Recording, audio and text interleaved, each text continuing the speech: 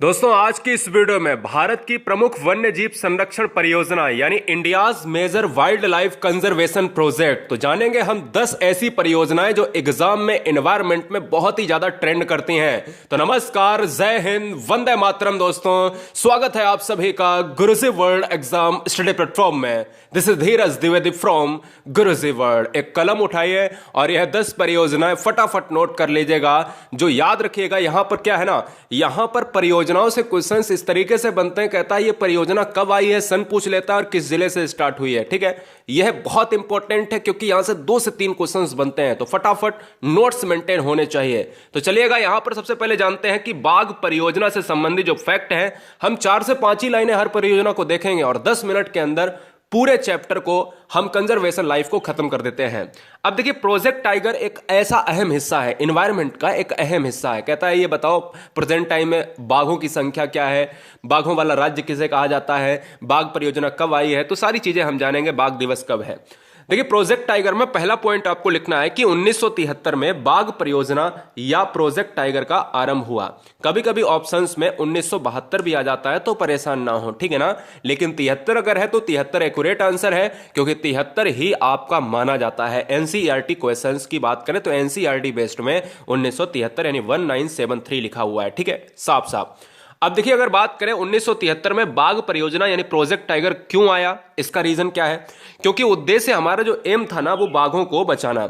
अब भाई अगर हम टाइगर को सेव नहीं करेंगे तो फिर हम क्या करेंगे भाई? अगर जो भी है, जो भी हमारा एनवायरनमेंट का हिस्सा है वो कहीं ना कहीं बाघ है, शेर है और ये सारी प्रकृति की चीजें हैं जिनको संरक्षण करना किसकी जिम्मेदारी है? हमारी है। तो हम कहीं ना कहीं ऐसी परियोजनाओं को लाएंगे, सिंपल सी बात है ना।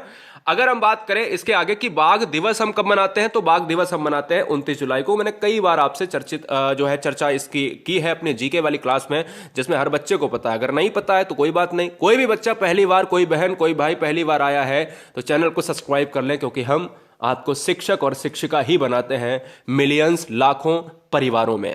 चलिए स्टार्ट करते हैं आगे के पॉइंट। आगे का पॉइंट यह कहता है कि यह बताओ कि केंद्र सरकार ने यहां पर ये किस तरीके से बताया है कि प्रेजेंट टाइम में बाघों की संख्या क्या है और टाइगर स्टेट किसे कहा जाता है। तो समझिएगा, अब यहां पर 2 पॉइंट आपको याद रखने हैं कि बाघ परियोजना का आरंभ हुआ था 1973 में, लेकिन जो सेंट्रल गवर्नमेंट है ना, यह सेंट्रल गवर्नमेंट की प्रायोजित क्या है? परियोजना है। अब कई बार बच्चों से क्वेश्चन पूछ लिया जाता है कि बताओ कि जो प्रोजेक्ट टाइगर लाया गया था वो स्टेट गवर्नमेंट का हिस्सा है या फिर सेंट्रल गवर्नमेंट का हिस्सा है? तो याद रखिएगा ये सेंट्रल गवर्नमेंट का हिस्सा है, और यह सेंट्रल का है तो सेंट्रल ही आंसर लगेगा, केंद्र सरकार ही आंसर लगेगा। इसमें राज्य सरकार का कोई भी जोर नहीं है, यह बात ध्यान रखना है। क्लियर है? अब बात करते हैं कि एक रिपोर्ट आई थी 2018 में जो अभी तक मानी जा रही है। 2020 में अभी संख्या 50 और बढ़ चुकी है, लेकिन एग्जाम में आपके ऑप्शंस मिलेगा कि पूछेगा कि ये बताओ वर्तमान में बाघों की संख्या क्या है, तो 2967 है। फिलहाल इसमें 50 संख्या और बढ़ चुकी है, लेकिन एग्जाम में क्वेश्चंस के ऑप्शन में 2967, क्योंकि डेटा एनसीईआरटी वाला पूछा जाएगा। तो अभी हाल ही में क्या 2018 में क्या हुआ था, एक रिपोर्ट जारी हुई जो 2967 ये कहता है कि भारत में बाघों की संख्या टाइगर कितने 2967 है। और याद रखो कि भारत में 70% बाघ पूरे विश्व के पाए जाते हैं। 70% बाघ पूरे विश्व के पाए जाते हैं, यह बात याद रखना है। साथ ही साथ एक चीज और याद रखो कि यह बताओ कि भारत में एक ऐसा राज्य कौन सा है जो टाइगर स्टेट के नाम से जाना जाता है, तो वो है एमपी। एमपी की बात करें तो एमपी में एक रीवा शहर है, रीवा में सफेद बाघ भी आपको मिलते हैं, बघेलखंड में भी बाघ मिलते हैं। और पूरे होल अगर एमपी की बात करें तो यहां पर मध्य प्रदेश एक ऐसा इलाका है जो बाघों के लिए टाइगर स्टेट कहा जाता है, यह बात ध्यान रखना है। बाघों में नंबर 1 मध्य प्रदेश, वनों में नंबर 1 मध्य प्रदेश है ना, सोयाबीन में नंबर 1 मध्य प्रदेश। तो इन 3 चीजों को भूलना नहीं है जो एनवायरनमेंट में पूछी जाती हैं। अब हम बात करेंगे हाथी परियोजना। हाथी परियोजना को हम कहते हैं एलिफेंट प्रोजेक्ट। कोई समस्या? इसमें 2 क्वेश्चन बनते हैं कि ये बताओ कि हाथी परियोजना जो है किस जिले से स्टार्ट हुई और कब स्टार्ट हुई। एक सन तो पूछा जाता है और एक जिला पूछा जाता है और तीसरा राज्य भी पूछा जा सकता है। तो 3 क्वेश्चन याद कर लो फटाफट, 3 क्वेश्चन याद कर लो फटाफट। एक तो पूछेगा कब, तो आप कहोगे सर 1992 में। कब स्टार्ट करा गया एलिफेंट प्रोजेक्ट? भारत ने यहां पर कब लाया? क्योंकि एलिफेंट प्रोजेक्ट इसलिए लाया जाता है कि जब एलिफेंट यानी हाथियों की संख्या में गिरावट आ रही है। बाघ प्रोजेक्ट, टाइगर प्रोजेक्ट कब लाया गया? क्योंकि उनमें कमी आ रही है। जब भी कोई परियोजना लाई जाती है तो उसमें सुधार के लिए चीजें लाई जाती हैं, कराई जाती हैं। तो 1992 में एलिफेंट प्रोजेक्ट आया। अगर क्वेश्चन में पूछा जाए कि किस राज्य से स्टार्ट किया गया, तो याद रखो कि झारखंड से स्टार्ट किया गया, है ना। अगर क्वेश्चन में पूछा जाए कि झारखंड के किस जिले से स्टार्ट किया गया, तो सिंहभूमि जिले से स्टार्ट किया गया, है ना। सिंहभूमि जिले से स्टार्ट किया गया। ये 3 क्वेश्चन 3 पॉइंट याद रखना है। फिर से मैं बता दे रहा हूं, एग्जैक्ट डेट बता दे रहा हूं। अब देखो हाथी परियोजना क्यों लाया गया। एक्चुअल में क्या हुआ था कि हाथी दांत की अधिक कीमत होने के कारण अवैधानिक रूप से हाथियों का शिकार होने लगा। अब देखो हाथी को शिकार करने के लिए आप देख रहे होगे ये वाला, अगर आप इसका हिस्सा ये देख रहे होगे तो यहां पर क्या है, हाथी के दांतों को क्या करा जा रहा था, बाजार में तस्करी के रूप में यहां पर बेचा जा रहा था। और यार हाथी दांत जब करोगे तो आप कहोगे कि सिंपल सी बात है कि हाथी की मृत्यु तो होगी होगी। अब देखो काट तो ऊपर से लिया जाता है, जरूरी नहीं मृत्यु हो, लेकिन एक्चुअल में शिकारी लोग उसको मार देते थे। अब शिकारी जब मारेंगे तो हाथी कम होंगे या ज्यादा होंगे? तो सिंपल सी बात यह है कि इसके लिए एक परियोजना लाई गई जिसमें देखरेख हमारा कर्तव्य है, सरकार का कर्तव्य है। आगे बात करें कि हाथियों की संख्या में भारी गिरावट आने पर 7 दिसंबर 1992 को झारखंड के सिंहभूमि जिले से इस परियोजना की शुरुआत की गई। यह very very most important question है, एग्जाम में क्वेश्चन ट्रेंड करता है, अच्छी तरीके से इस क्वेश्चन को नोट डाउन करें। क्लियर है? चलें आगे, फटाफट चलेंगे आगे। हम बात करेंगे दोस्तों गिद्ध संरक्षण परियोजना यानी वल्चर कंजर्वेशन प्लान। अब यह क्वेश्चन एग्जाम में इतना ज्यादा पूछा जाता है कि आप कहोगे सर हमें तो पता ही नहीं, हमें गिद्ध के बारे में बहुत कुछ नॉलेज है, लेकिन आज भी आप कहोगे कि सर गिद्ध के बारे में हमें थोड़ी सी नॉलेज कम थी। अब सुनो, अब देखो गिद्ध परियोजना कब आई, तो इसमें भी बहुत सारे बच्चे लटक जाते हैं। ये तो हर बंदे को पता है कि गिद्ध कैसे खत्म हुआ है, तो डाइक्लोफेनिक जो है दवा थी उससे जो है खत्म हुआ है, ये सबको पता है। अगर हम आपसे बात कर दें, ये बताओ कि गिद्ध संरक्षण विभाग कहां पर है, बहुत सारे बच्चे लटक जाएंगे। तो याद रखिएगा गिद्ध संरक्षण के लिए हरियाणा वन विभाग तथा बॉम्बे नेचुरल हिस्ट्री सोसाइटी के बीच एक सहमति पत्र पर हस्ताक्षर कब हुए? 2006 में। यह याद रखो कि जो कंजर्वेशन प्लान है यह कब आया है? 2006 में यहां पर वल्चर कंजर्वेशन प्लान यानी गिद्ध संरक्षण योजना आया। किसके तहत? हरियाणा वन विभाग और बॉम्बे नेचुरल हिस्ट्री सोसाइटी के बीच में जो समझौता हुआ, जो यहां पर सहमति पत्र हुई। क्लियर है? कोई समस्या? अब बात आती है, ये बताओ हम अगर 2 क्वेश्चन पूछें आपसे कि ये बताओ कि गिद्ध अभी वर्तमान में क्यों नहीं दिख रहे हैं, तो आप कहोगे सर गिद्ध इसलिए नहीं दिख रहे हैं क्योंकि इनको डाइक्लोफेनिक दवा के कारण जो इनकी मृत्यु है, वही रीजन क्या रही है? डाइक्लोफेनिक। अब मैं इसके पीछे कहानी आपको बता देता हूं 1 सेकेंड में। एक्चुअल में गिद्ध को माना जाता है, तो स्टार में बना के लिख लीजिएगा, गिद्ध को सफाई करता। क्वेश्चन में अगर आ जाए कि एनवायरमेंट का सफाई करता किसे कहा जाता है, तो यहां पर लिख लियो फटाफट गिद्ध। और दूसरा स्टार बना के लिख लो कि शोधन करता किसे माना जाता है, तो शोधन करता भी क्या है? प्रकृति का शोधन करता भी क्या है? गिद्ध है। ठीक है ना? ये 2 पॉइंट हो गए। तो सफाई करता का मतलब यह है दोस्तों, यहां पर इसकी कहानी छुपी हुई है कि जब भी हमारे यहां जानवर, भैंस, गाय, बकरी कुछ भी मर जाता था, तो हम लोग क्या करते थे? हम लोग कहीं उसको फेंक आते थे, है ना।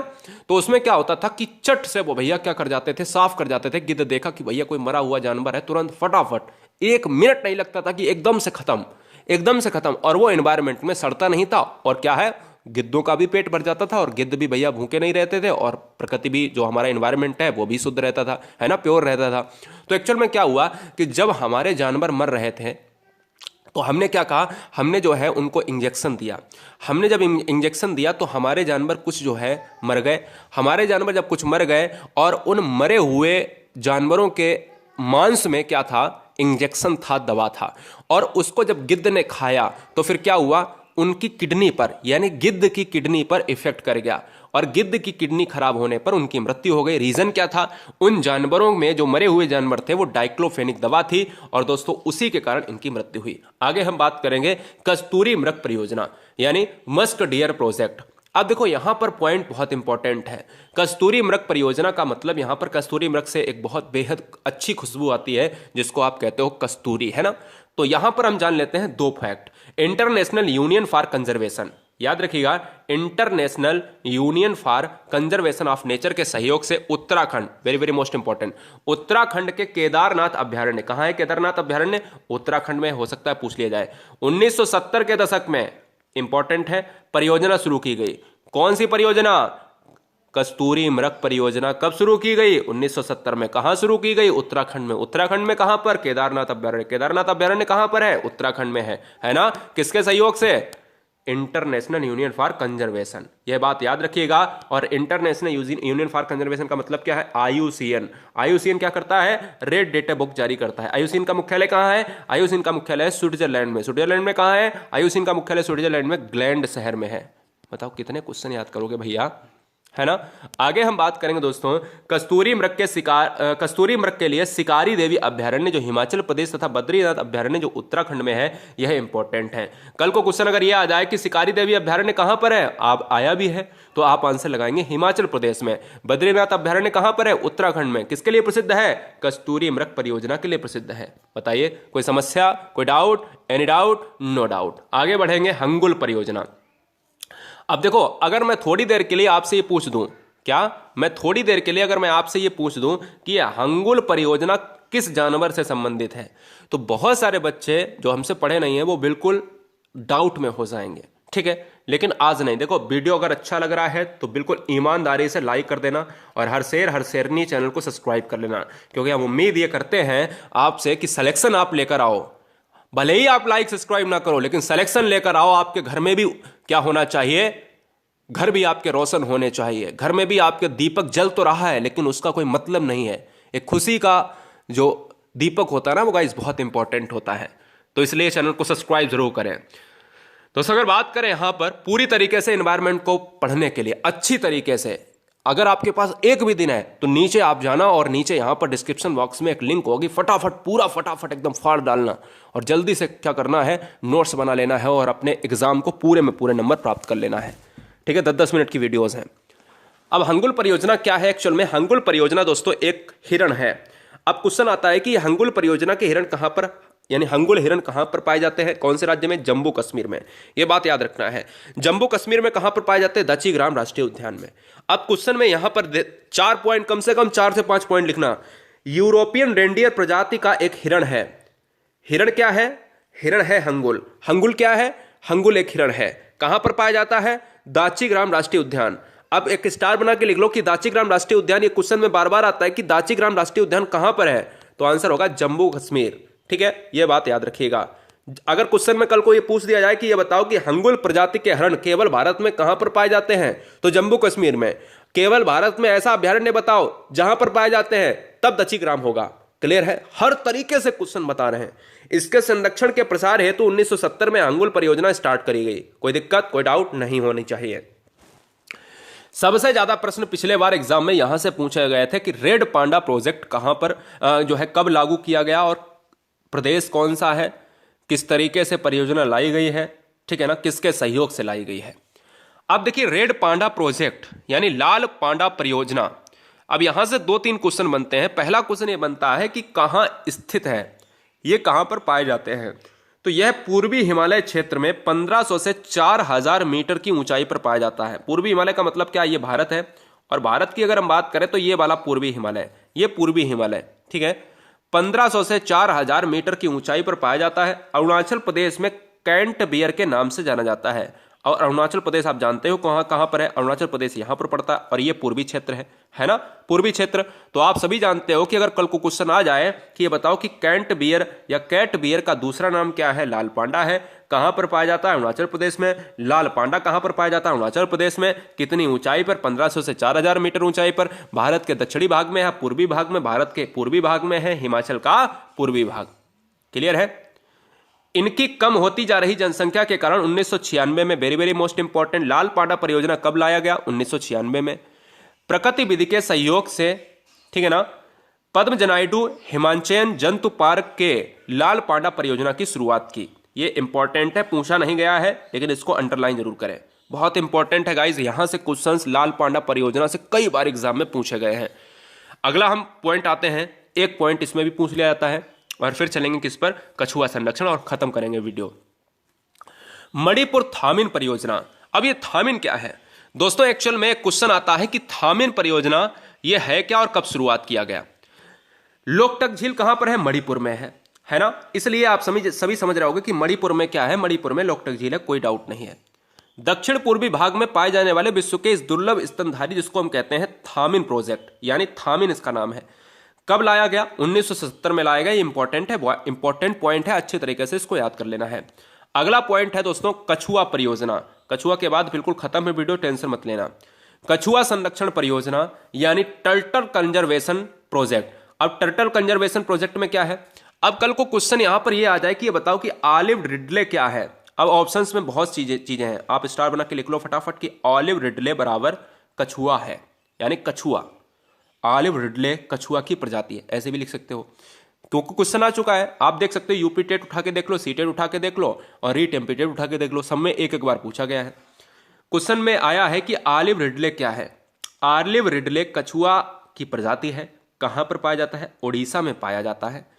उड़ीसा में पाया जाता है, इंपॉर्टेंट है, याद रखना है। जिस तरीके से बाघ सबसे ज्यादा मध्य प्रदेश में, हिरण सबसे ज्यादा हंगुल हिरण आपके जम्मू कश्मीर में, ऐसे ही ऑलिव रिडले कछुआ आपका उड़ीसा तट पर पाया जाता है। उड़ीसा की राजधानी भुवनेश्वर।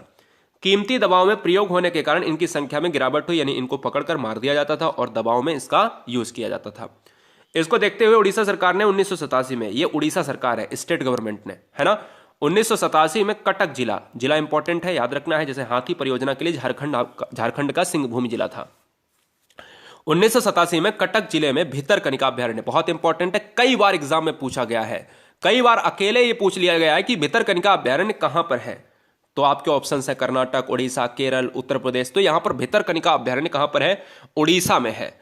और याद रखो कौन कौन सा क्वेश्चन है कछुआ संरक्षण के लिए। एक एक क्वेश्चन यहां से बन गया, कहां पर पाया जाता है, क्वेश्चन उड़ीसा में बन गया, कब स्टार्ट किया? 1987 में। कौन सा जिला? कटक जिला में। अभ्यारण्य कौन सा? भितरकनिका, है ना। यह बात इंपॉर्टेंट है गाइस, याद रख लेना है। और क्वेश्चन इससे बाहर नहीं आएगा, परियोजना से पूछा जाएगा तो क्वेश्चन यहीं से आएगा।